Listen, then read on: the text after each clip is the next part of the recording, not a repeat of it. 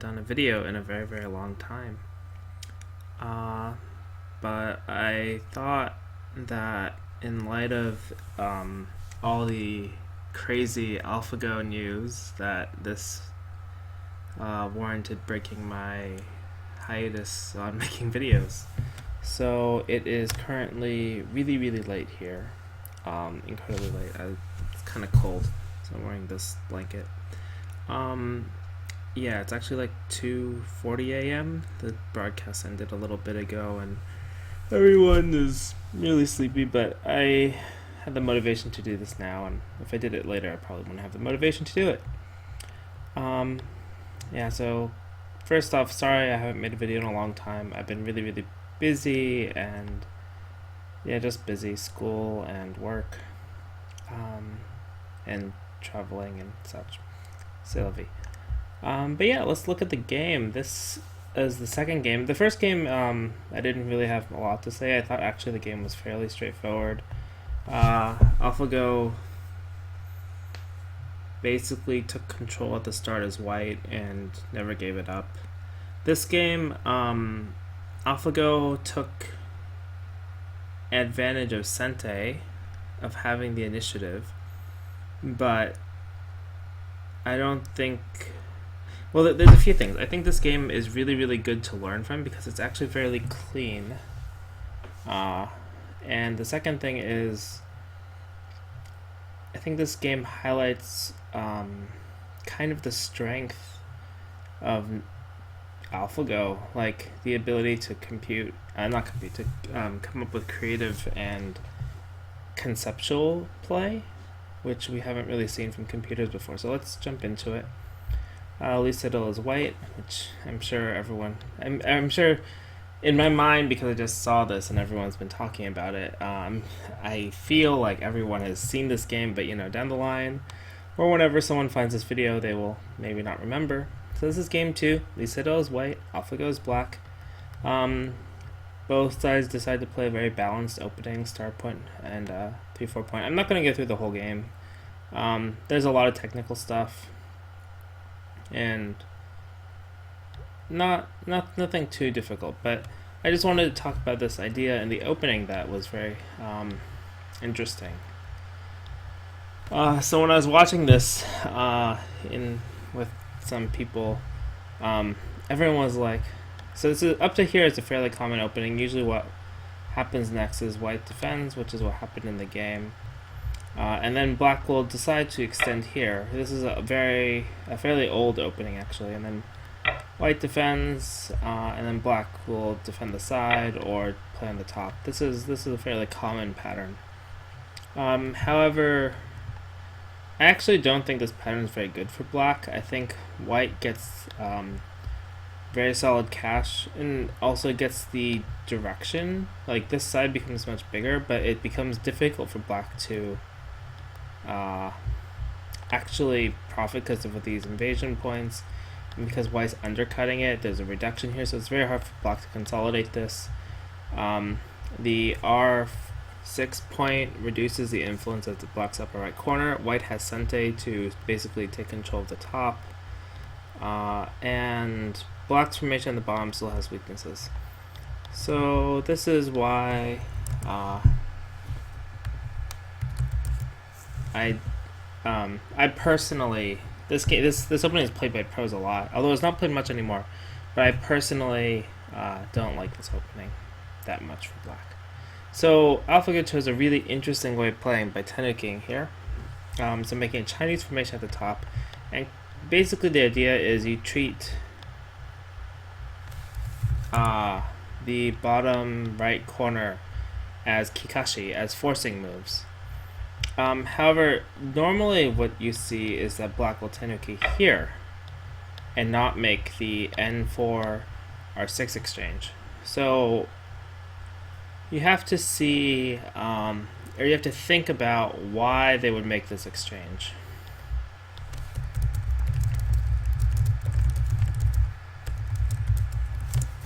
So you have to think about why they would make that exchange. So this kind of strategy is very interesting. This shape for black is much more flexible than the other white shape, the idea is totally different. Actually, when black plays here, the idea is that if white cuts, you're going to have a very fast opening, and you can afford to give up the bottom right. Right, so you can do this and then this, and you can move around very quickly. But of course, white's not going to cut now. White will play here, which is the normal one. You could play somewhere else, but this is probably the most common.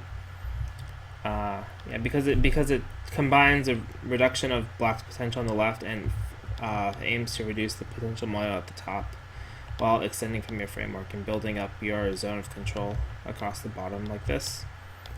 So that's why white would normally choose here. But the idea is very different. Now if black plays here, if you change the order, now this is not very common, except for me because I studied Go Sagan a lot, who brought up this idea. But white could pincer. And now you notice that this exchange is not necessarily a useful one, because when black plays on this side,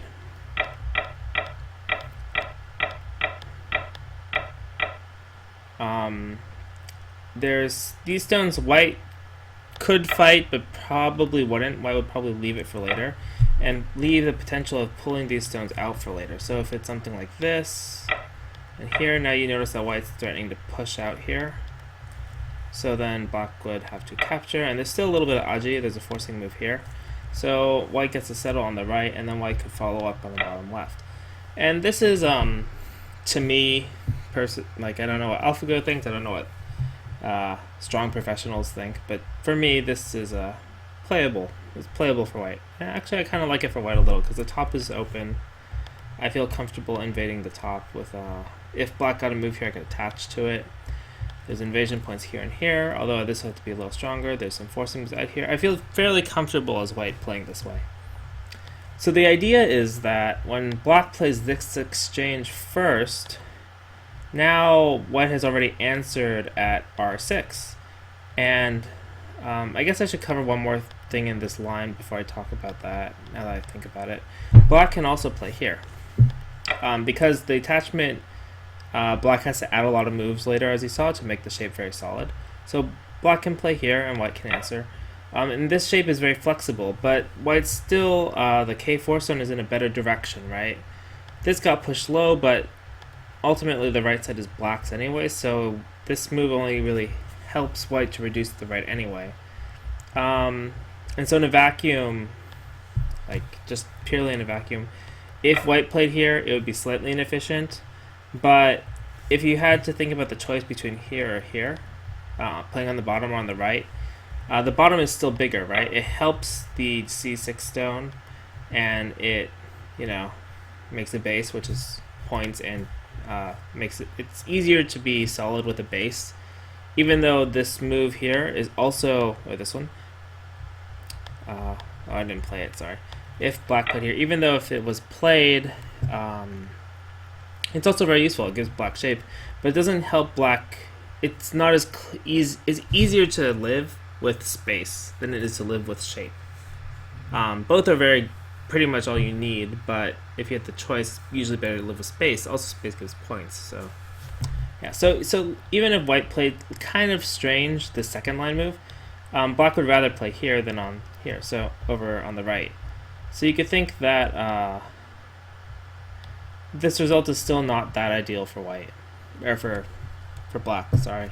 Oh, hey, you found my stream. Oh, nice.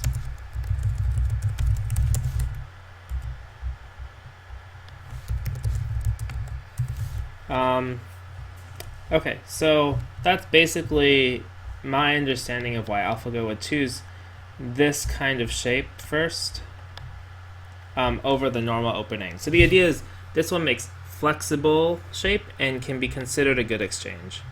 The other one is faster shape, and you could sacrifice the shape, sacrifice the stones to the bottom right easier.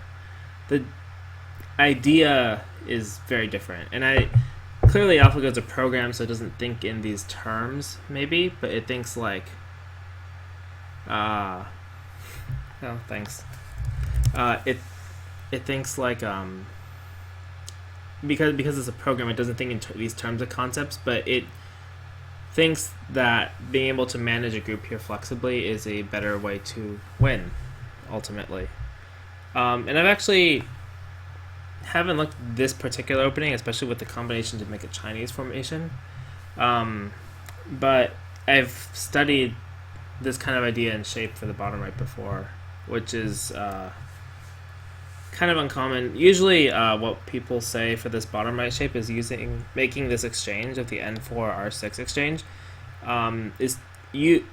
Most people would say it's bad for black because it's unnecessary.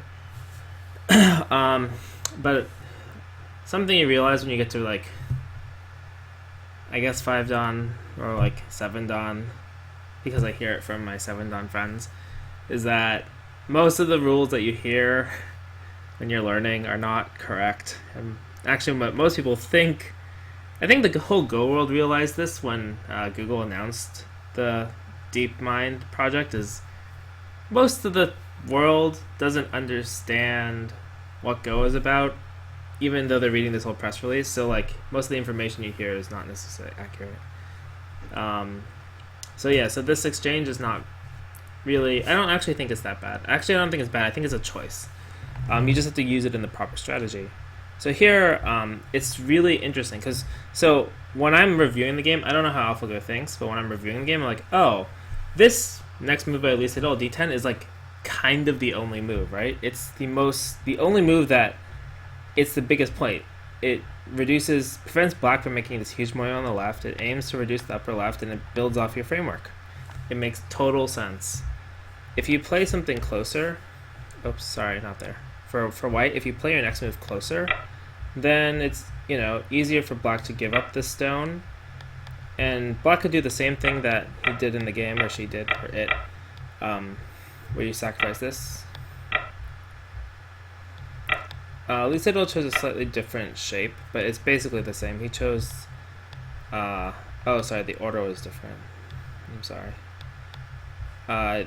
So here, and then turn, and Atari. I cannot click. It's Atari, and then extend, and then connect. But you notice that, this is just closer to white's strength, which has a pro of being very strong, but it's kind of over-concentrated, basically. Sorry, that's Taigen popping up. Let me check that. Whenever I open a new window, sometimes the streaming software glitches, but it seems to be okay. So it would just end up being more over-concentrated. So that's why you can't really play a closer pincer.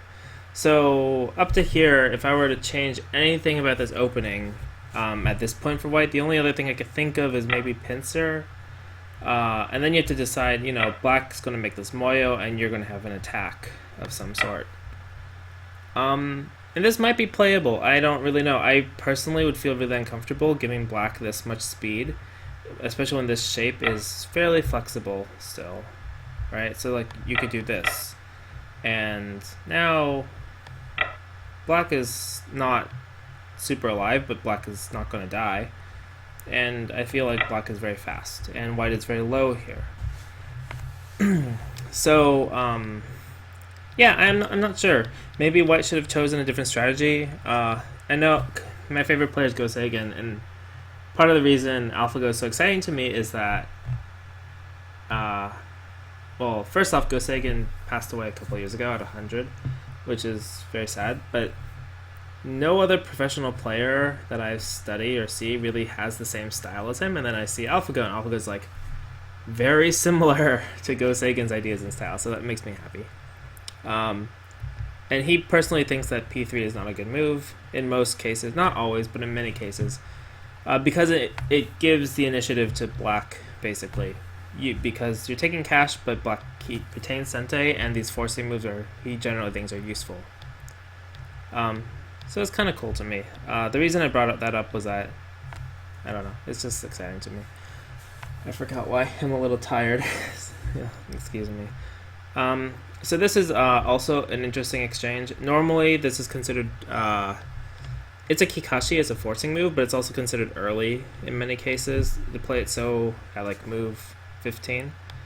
Because you lose out on options like pressing here, where black could aim at playing here and pushing up, or black might Yeah, it's just kind of Kikashi, or if black wanted to play for the center, you might want this move, and then making this exchange, it's maybe not so good because you could go further. Or if you made it, you could go further, but without it, you might want some other move like here. Maybe this one happens to be a ladder breaker, and the other ones don't work. It's a little bit settling the shape unnecessarily. But here it actually makes sense. And the reason it makes sense is that AlphaGo already decided, okay, this move at d10 seems like the only reasonable move for white. I don't really want to say from AlphaGo's perspective. I'm just going to say what I think as a Go player. d10 is the only move that makes sense for white. So locally in the bottom left, I want to play this sequence, or I want to play something like this to settle. But this one feels like black will get a strong group here, but it's a little far from d10, so maybe d10 becomes a good reduction move, right? If your strong group is a little too far away, then d10 is hard to attack, and so that's not ideal. So then AlphaGo's looking at, okay, maybe c8, and if white kicks, then I can attack, but probably white's just gonna play flexibly, things like that. Also, this is kind of cramped, and the corner is very big, so black should attack, but maybe black extends. Then it's not so great because you're very cramped, and white gets the corner. So the most logical move is to play c4 next, unless you go back to playing here. This is also totally possible. The idea is that when you get kicked up, because you took this space, took this stone here, there's more Aji in the corner, the stone can get attacked. The only issue with this way is I personally feel like black loses a little bit of control by engaging white in this fight. But I won't get too much into that. I won't go into that. It's just that locally the next move that makes sense is to play this sequence, right? And settle. If you're going to settle here and make white strong, right, you can read out the rest of the sequence. It ends up like this, which you saw in the game. Oops, wrong order. Black here first, then white here. Then this kind of move, like on the bottom, is totally possible. Like, let's say the same move, but now white might peep, right? And you're a little bit over-concentrated.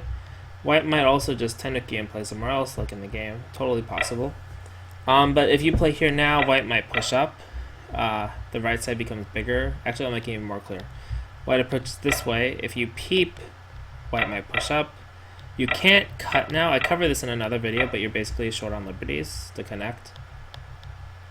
So you have to, well, you can push once, but then you have to kind of come back or pull back and make this awkward shape. The reason white doesn't play that way earlier, so let me back up a little. Alright, so white could push up here, but this kind of probe means like, oh, well, maybe I don't want to have to settle this group the same way, so what if I, play this one now? Then maybe this exchange is not so great, because later, it kind of depends. If white gets this move first, it'll be good for white, but white's focused on attacking now. Actually, this one's better. And let's say white just lives to keep it simple, then black can take Sente, and this is less efficient.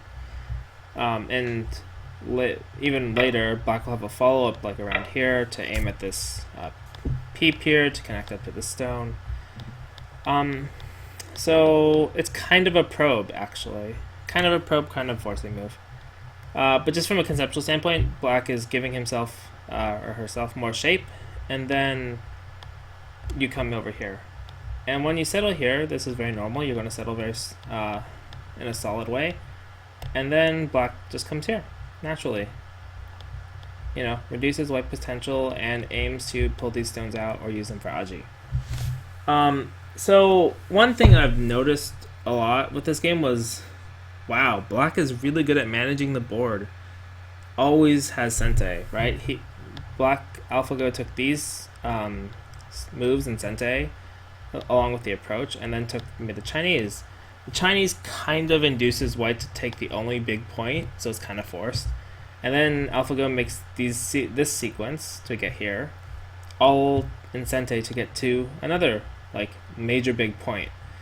It's kind of the last large point. It's called Tedo Mari in Japanese. So it's really, really well controlled by AlphaGo to like control this opening. So I thought that was really impressive, especially because in my games, and mostly because I studied Go Seigen, he really emphasizes this kind of idea of maintaining the initiative. So he maintains the initiative throughout. The other thing is, again, why I said AlphaGo's style is very similar to Go Seigen's is Go Seigen style is very much looking for what to do in the future. So aside from just the size of points, white has very little in this position to look forward to in terms of like direct aims, right? You don't have any like invasions or attachments that are specifically, looking to exploit shapes and stuff. But black explicitly can look to, do something with these stones, as we saw in the game later. Either by pulling them out directly by connecting or by threatening to pull them out. White doesn't really have that kind of thing. So I just was really excited to see that the style was so similar. So white plays here. This is really big. If white plays somewhere else and maybe lose Sente, then playing here as black is huge because black spent all these stones to build this wall that is negated on both sides, and now if black gets Sente to pull out here like this, then first white has to deal with the bottom, and later this other group is not totally alive, so this is a really important point. Even though it approaches the corner from the wrong direction, it's kind of necessary. And again, this is actually this move is not so unusual at high level or at really, really low level. At really, really low level, you see this move because, hey, I want the corner and I want to extend, and so I'm going to play it, and people do that. At high level, it's usually because you want Sente. You generally have two moves here. Okay, to clarify, there's actually two issues. One is if you play the normal move, yes, you could get Sente if white just, plays like this. But white may take the corner, and you will end up over-concentrated, right? And white might also leave this position as ko, or in modern style, play this clamp, and then extend. And because of this exchange, white's actually alive in the corner. So these are kind of suboptimal. In most fusekis, they're actually equal, but because black has a stone here, and is already committed to making enclosure, and white extended and took the corner in Sente, it's a little suboptimal. So what else can you do? Well, you could, in theory, when white plays here, you could just give this up and take Sente, which is totally possible, totally fine. But you still have, white can come in here to reduce, so it's not really ideal either. So the simplest thing that black can do, and at a high level you see this, is you play here, which is in the game, or you play here. This one is also just trying to avoid that over-concentration by defending the corner solidly, but it leaves the top very open, so it's a very difficult fighting move and is usually not recommended, unless you have a lot of strength nearby. Black doesn't have enough strength here. The reason for that is if white plays here, black would like the pincer, but you would need like some wall around here to make that work. So actually this kick is super, it's good. It's a normal move at a high level, even though many people are quick to judge it as bad. Or Q-ish, right? People say that. Anyway, so black makes shape here. White has options on how to extend. So like low, but this is really low and can get pressed down, right? You don't want to get pushed super low. So high, and then the issue is like, oh, I have this invasion and this invasion. And even just the Hane and connect is really big. It solidifies the corner and opens up the aji of the peep or the clamp, which subsequently helps this invasion Aji or this attachment Aji. So Lee Sedol chose the most solid direction, which is here. This is like the most normal move you would think. You could play this one too, it's also very solid, but it's super low. And then in the chat, I was saying that, oh, if it were me or Gosagan, I would play here. Everyone was like, well, that's kind of weird. And but then AlphaGo played it, and I felt super happy about that. And there's a couple reasons this makes sense. First off, you have to think about the long game. I guess it's my style is I'm not aggressive, but I like to have things to aim at. But when I'm not doing that, I try to maintain balance and speed. And this move does both. It helps create good efficiency with the bottom. It helps to aim at the bottom left to pull these out indirectly. And it's, it's also very difficult for white to ignore because it's a shoulder hit, right? You can't really play, like a jump. Or you can't really, defend this area. It's actually very over-concentrated to directly defend it. But even if you did, the follow-up is very big. Your whole group becomes weak. So that's why this move is really, really good. There's a slight downside. If you play this Hane Connect, you open up a weakness here, but in terms of direction, this is very small, especially because, who cares about this weakness when you can give it up easily, expand your own, and reduce Black's potential. And if you reduce Black's potential, this is undercut, has weaknesses, and this is harder to take advantage of as Black.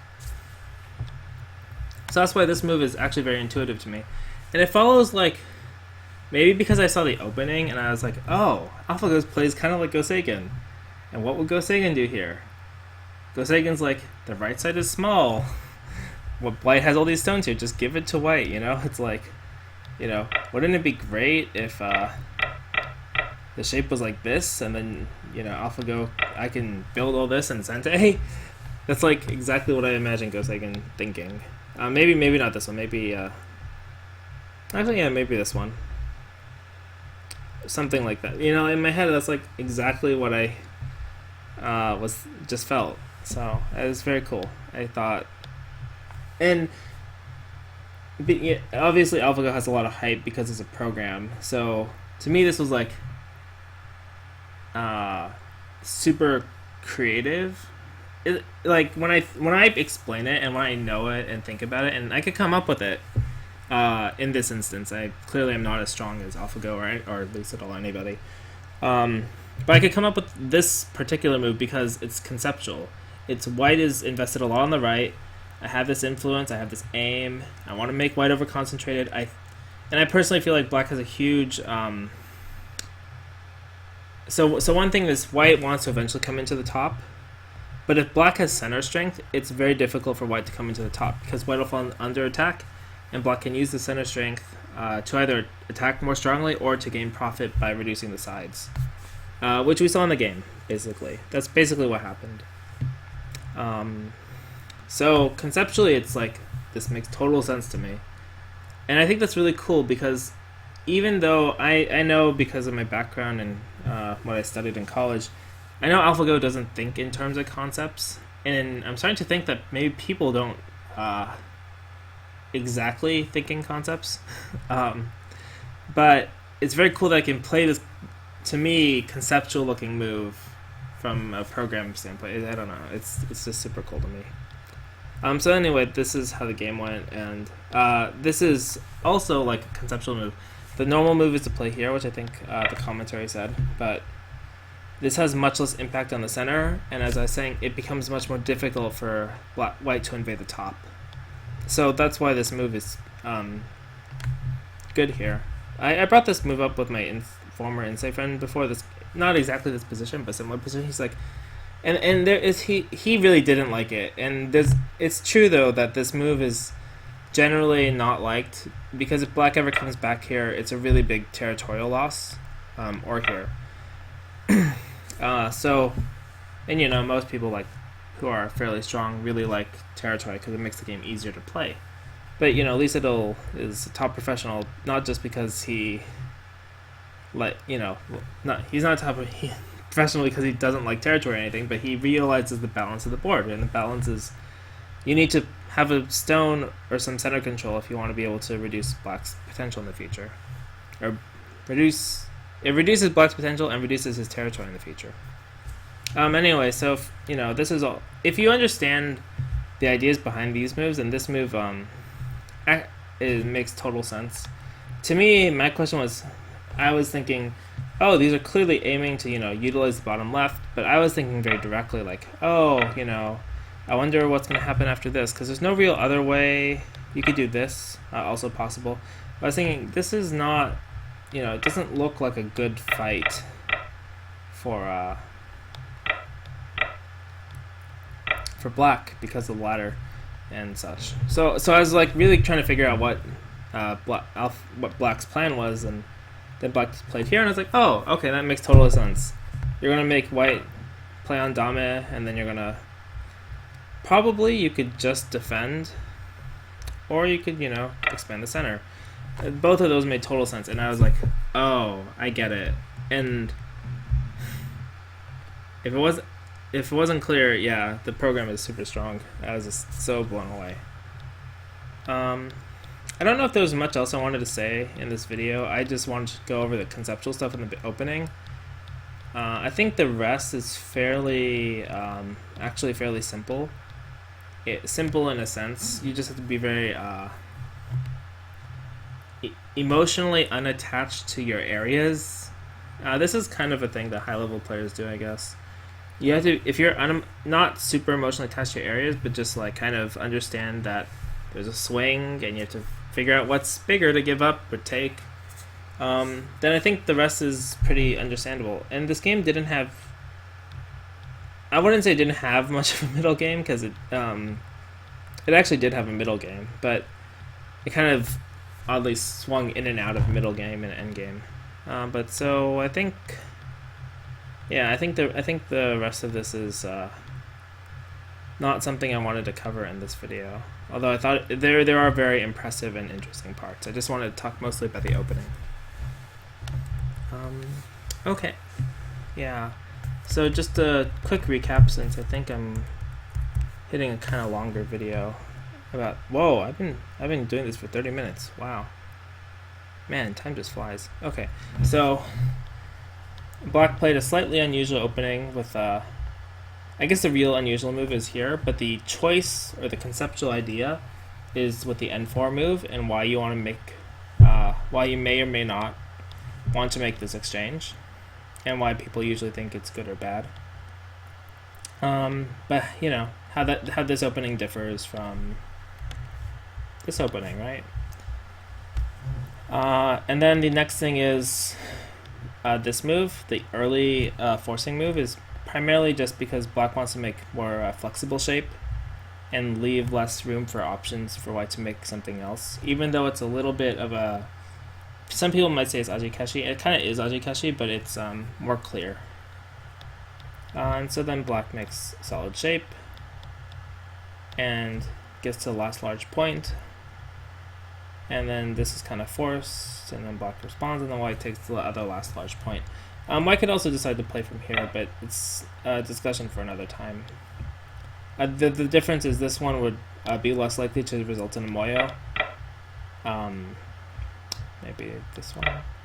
But at the same time, it's less likely to result in a moyo for black, and you have a better chance of reducing black's, or invading black's area here later. But the downside is it's less territorially, you can't build as much, right? And if you look at this board, black has 3 corners against 1 corner and a side. So that's kind of even, but you also have a semi-weak group. Like if you compare this group at the top to black's group at the bottom, black's group at the bottom is much healthier looking. So you can actually think like the whole right side of the board is all the same. It's almost the same. And then on the left you have a corner against a corner with an extension against a side. But there's Aji in this wall. So I think Lucidal made the right choice of approaching from the other side, but it's kind of a choice. Anyway, so my main thing was about the opening. Very flexible shape. The difference is in bottom right, bottom left. This relationship between this shape and this extension. A lot of times people ask me, how do you get good at opening? It's really just planning. Like, you have to have enough experience to make a plan, or to kind of know what your opponents are thinking or what they're likely to play. But after that, it's like, well, I know that if white plays this d10 move, which is very likely because they want to stop my Chinese, then I can play this bottom left. If they're going to play the bottom left, then a stone around here, actually particularly here, is really good because it sets up an aim here. So I want to make sure that I can play this stone when this shape comes up. How do I get the stone? Oh, I make this exchange, right? Then everything's perfect. And you notice, like, here, if this wasn't like this, then black couldn't play. Oh, somehow I'm on white's move. I know what happened. Okay, so it's like this, right? If it was like this, black couldn't reduce the bottom. If black played here now, white would totally play here, and it's totally you can tell why this is better for white. The aji of this is no longer relevant. This exchange is no longer as important, and these are not as big. And all the other reasons I listed earlier about this move and this attachment still apply. Okay, I'm going to call it a night for now since it's now 3 a.m. The last thing was the shoulder hit here. I think it's just, if you think about efficiency and your plan, it makes sense. But I was just super excited about this game, and I hope you learned something, and you guys are excited for the next 3 games as I am. Okay, good night.